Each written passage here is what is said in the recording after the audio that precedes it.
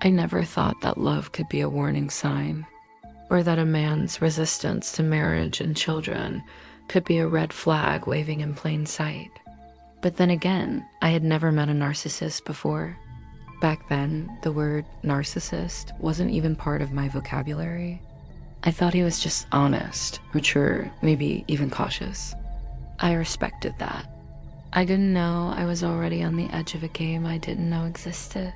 One that would consume everything I had. My logic, my joy, my soul. When he first told me he didn't want marriage or children, I was stunned. Then why even date? I asked logically, why pursue a relationship if you already know you don't the outcome most people seek? He smiled, a soft, knowing smile, because I'm human. I have feelings. He made it sound so noble, like he was a hero of his own tragic story. He told me his last girlfriend of 5 years had blindsided him, said she wanted marriage and kids. He had told her from the beginning that he didn't want those things.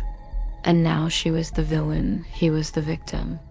All girls think they can change a man, he said, chuckling. He laughed. I stared at him, confused. He was laughing about a woman's heartbreak, and still, I didn't see it. I didn't understand. I wasn't in love with him then. I didn't even care much. So the conversation felt more like an abstract debate than a red flag, but maybe that was the point. Maybe he was baiting me, testing the waters, watching my reactions like a silent audition, and then the chase began. He pursued me relentlessly.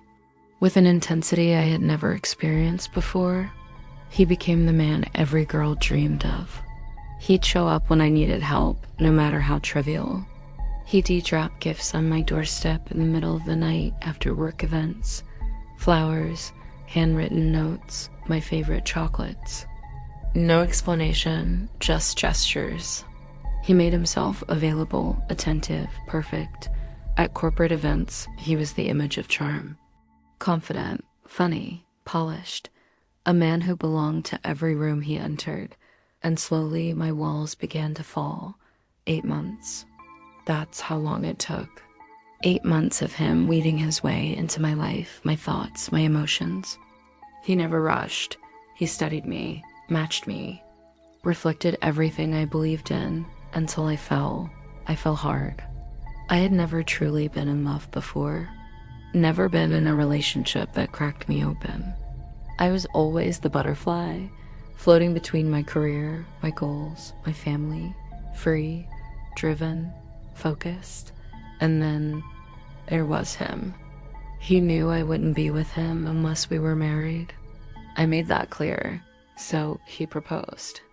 And just like that, the man who never wanted marriage or children was on one knee, ring in hand.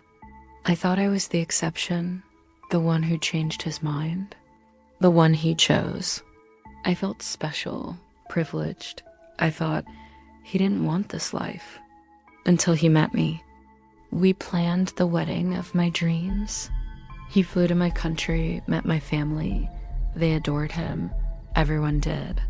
He said all the right things, did all the right things. We danced under lights that felt like stars. I thought it was the beginning of forever, but it was actually the start of my destruction. Before we married, we had one last discussion about kids. So, what are we going to do? He asked softly. I paused. I didn't know. We'll figure it out, I said. Together, at that point, I didn't care. I just wanted him. My soulmate, my destiny, my once in a lifetime. I didn't know that some people don't enter your life to love you. They come to study you, to destroy you from the inside.